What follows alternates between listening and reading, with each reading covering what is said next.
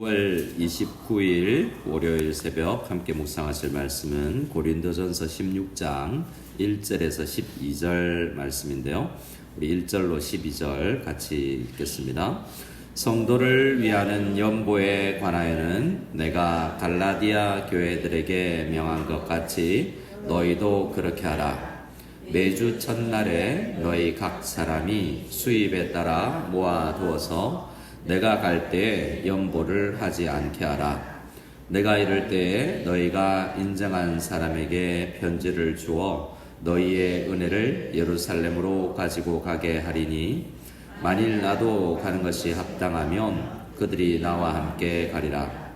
내가 마게도냐를 지날 터이니 마게도냐를 지난 후에 너희에게 가서 꼭 너희와 함께 머물며 겨울을 지낼 듯도 하니 이는 너희가 나를 내가 갈 곳으로 보내주게 하려 함이라. 이제는 지나는 길에 너희를 보기를 원하지 아니하노니 이는 만일 주께서 허락하시면 얼마 동안 너희와 함께 머물기를 바람이라. 내가 오순절까지 에베소에 머물려 함은 내게 광대하고 유효한 문이 열렸으나 대적하는 자가 많음이라. 디모데가 이러거든 너희는 조심하여 그로 두려움이 없이 너희 가운데 있게 하라.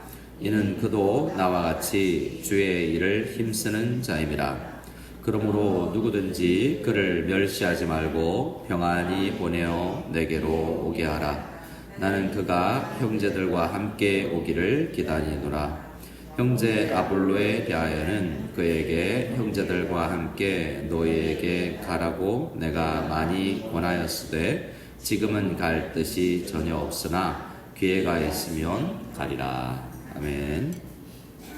자, 15장까지 부활에 대한 이야기가 이제 끝이 나고 16장에는 조금 더 실질적인 이야기를 하고 있습니다. 오늘은 1절에 성도를 위하는 연보에 관하여는 이라고 해서 헌금에 대한 질문이 있었던 거죠. 그래서 오늘은 헌금에 대한 이야기가 모두 다 기록되어 있지만 않지만 고린도의 상황에 맞는 헌금 생활에 대해서 이야기를 하고 있습니다. 자, 내가 갈라디아 교회들에게 명한 것 같이 너희에게도 고린도 교회에게도 비슷하게 내가 이야기를 하는데 2절에 매주 첫날에 매주 첫날에 이라고 이야기하고 있습니다. 매주 첫날은 이 당시 주일을 이야기하는 이 표현이에요. 더 익숙한 말은 안식일이죠. 안식일 다음에 이제 첫날이 시작되는데 성도들은 그날이 이제 주일입니다. 그러니까 아직 주일이 공식적 휴일이 아닌 거죠. 로마 이 안에서 주일이 공식적 휴일이 아니었기 때문에 그들에게 이제 안식일이 휴일이죠. 그리고 나서 평일날 주일 예배를 모인 거죠. 우리 같으면 오늘 저녁에 우리가 주일 예배를 모이는 거예요. 출근 다 하고 돌아와서 이제 예배를 드리는 거예요. 피곤했겠죠. 뭐 피곤도 하기도 하고 졸리기도 하고 이제 주일 예배를 그렇게 드렸으니까 말이죠. 그래서 주일날 헌금을 해라라고 이야기를 하고 있습니다. 그리고 너희 각 사람이 수입에 따라 모아두어라라고 이야기하죠. 그러니까 인색함으로 하지 말고 너희가 각자 수입에 따라 해라 라는 거죠. 어떤 사람은 수입이 많으면 어떻게 해야 되겠습니까? 많이 하고. 자, 수입 많은데 많이 안 하시는 분 계십니까? 많으면 많이 하시고 수입이 적으면 많이 하는 게 너무 부담되니까 수입에 따라 이렇게 하라고 이야기합니다. 근데 수입에 따라서도 잘 하지 않기도 하겠죠. 수입이 많으면 많을수록 더 힘듭니다. 제가 경험하기로는 나중에 내가 헌금해야지. 근데 갑자기 내가 연봉이 1억이 됐어요. 막 10억이 됐어요. 막 이러면 그때 막 하기가 힘듭니다. 100만 원 벌 때도 10만 원 하는 게 쉽지. 11조 같은 경우에도. 자, 만 원인데 1,000원 하는 거는 조금 쉬울지도 몰라요. 그런데 이때부터 이것도 쉽지 않죠. 그런데 1억 할 때 1,000만 원 한다? 이거 굉장히 쉽지 않죠. 이것부터 시작하기가 쉽지 않습니다. 그래서 어릴 때부터 이제 그 수입에 따라서 하나님 앞에 드리는 훈련을 하는 게 참 좋죠. 근데 제가 신앙생활을 많이 지도해 보면 이 헌금 때문에 부부가 입장차가 너무 다릅니다. 대부분 아내는 드리고 싶고 남편은 예수님 믿는 일이 좀 적어서 뭐 그렇게까지 하냐. 그래서 많은 여성분들이 이제 생활비의 11조 이렇게 나에게 쓸 수 있는 그 안에서 드리려고도 하기도 합니다. 자, 이렇게 은혜로 따라서 각자 하나님께서 주신 은혜로 자유롭게 하는 것이 좋습니다. 그래서 저에게 이제 묻습니다. 그래서 얼마요? 각자 수입에 따라 얼마 하는 게 좋습니까? 라고. 저의 기준은 부담되는 때부터 헌금이다.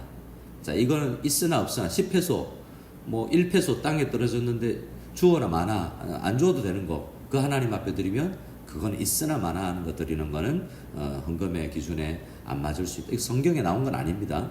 나 이거 있으면 좀 뭐 더 할 수 있겠는데 싶을 정도의 생각이 드는 게 사람마다 다르죠.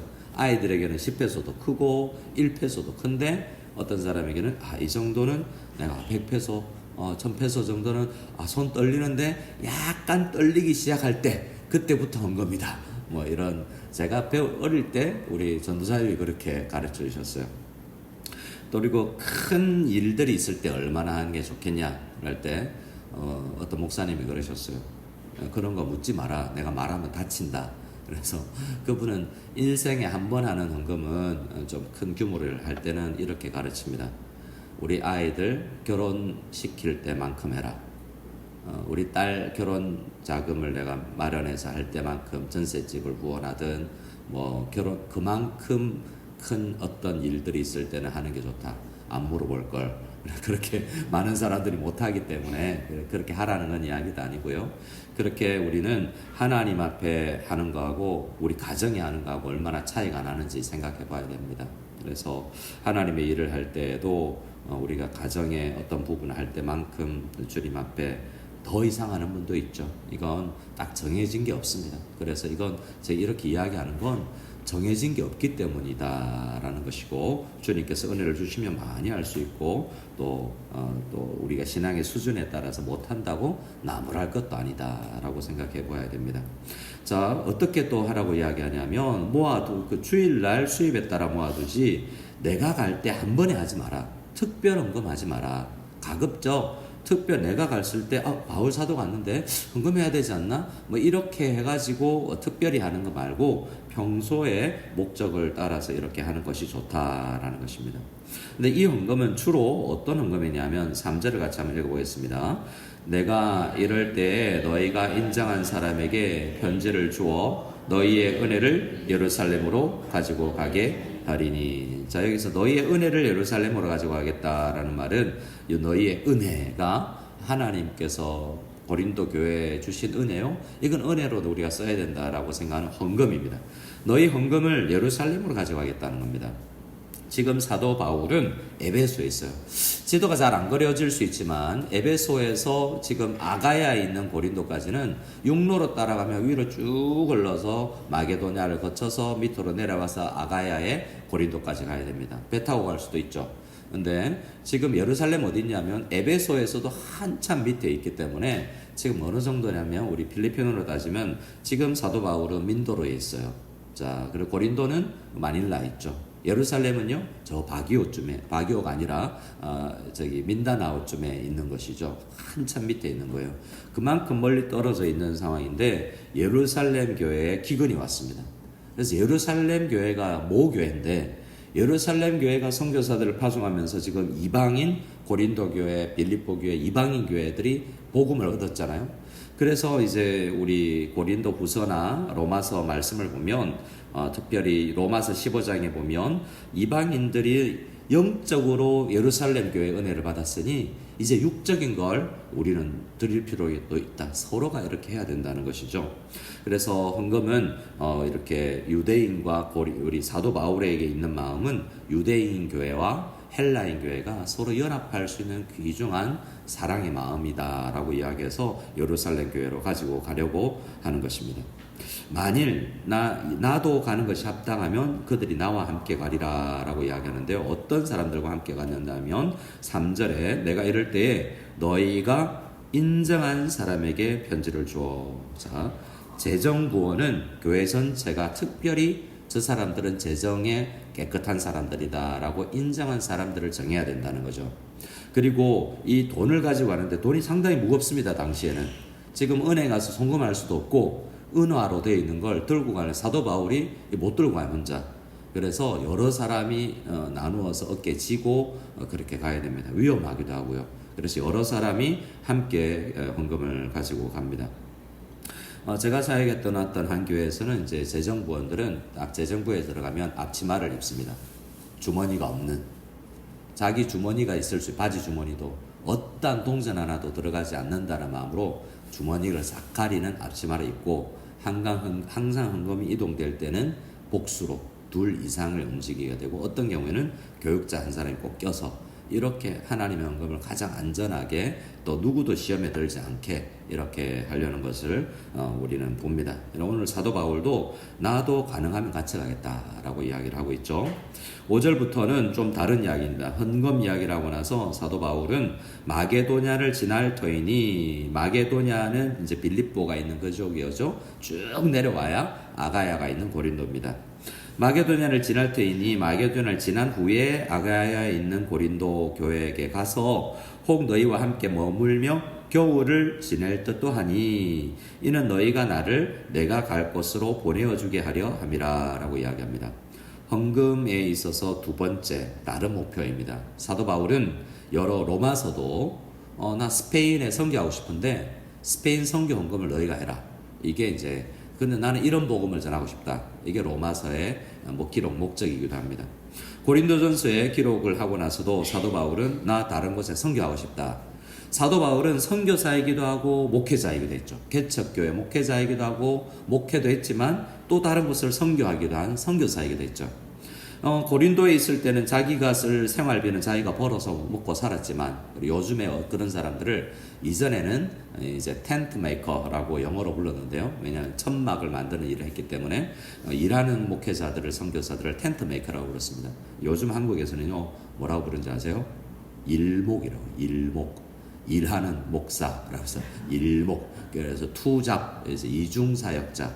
돈도 벌고 또 사역도 하고 택시 운전도 하기도 하고요. 그래서 한국에는 그런 목사님들 많습니다. 어쩔 수 없이 일하는 분들. 그래서 이게 대리운전 광고에 이런 게 있대요. 제일 밑에 목회자 환영.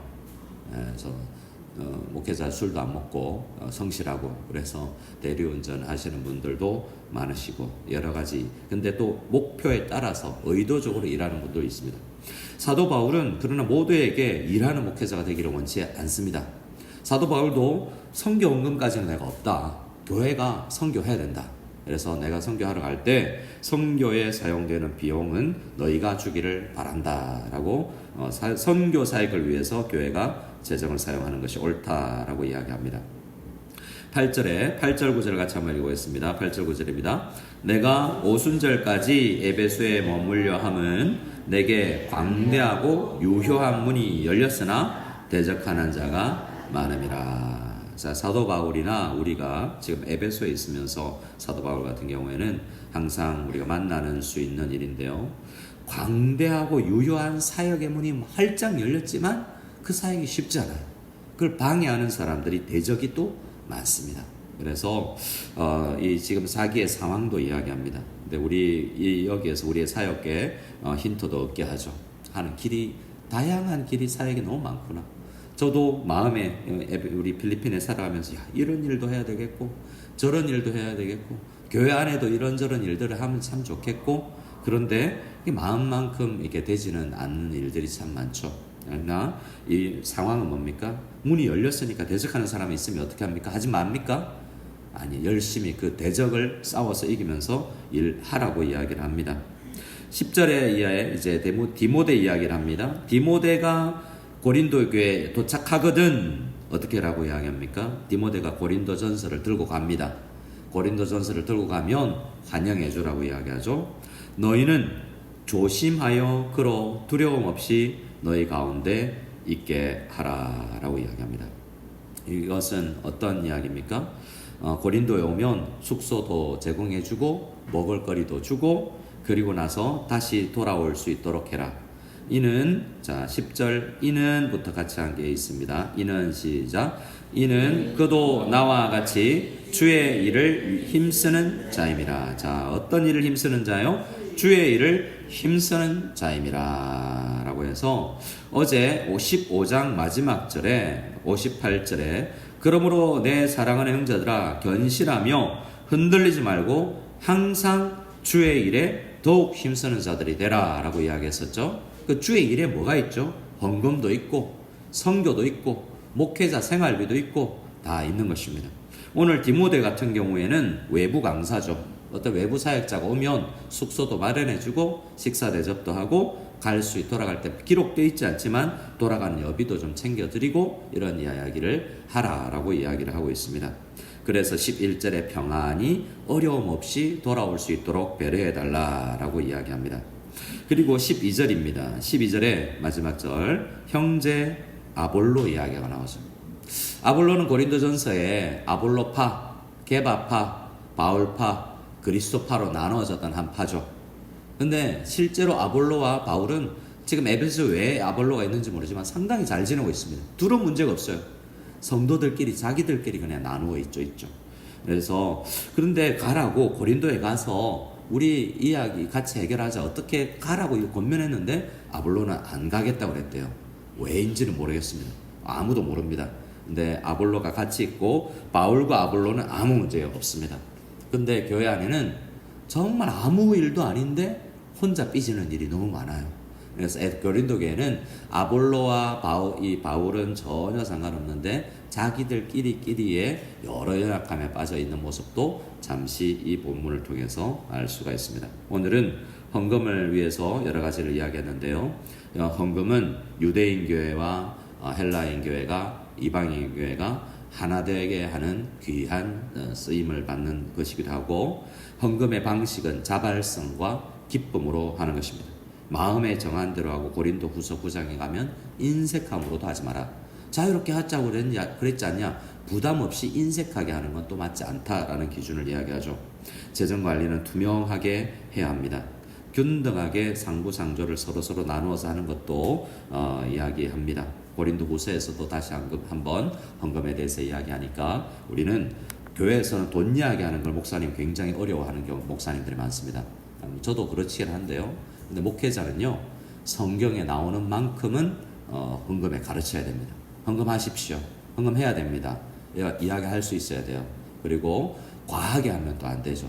성경이 가르치는 수준으로는 꼭 헌금에 대한 중요성을 가르쳐야 되기 때문에 여러분들도 자녀들에게 센터 안에서 헌금에 대해서 성경이 가르치는 만큼은 우리가 하려고 애쓰는 교회가 되기를 소원합니다. 그리고 간절히 바라기는 재정적인 축복을 좀 우리 교회에 많이 허락해 주시기를 저도 기도하는데 각 직장과 가정에 풍성함이 있기를 간절히 소원합니다. 아멘.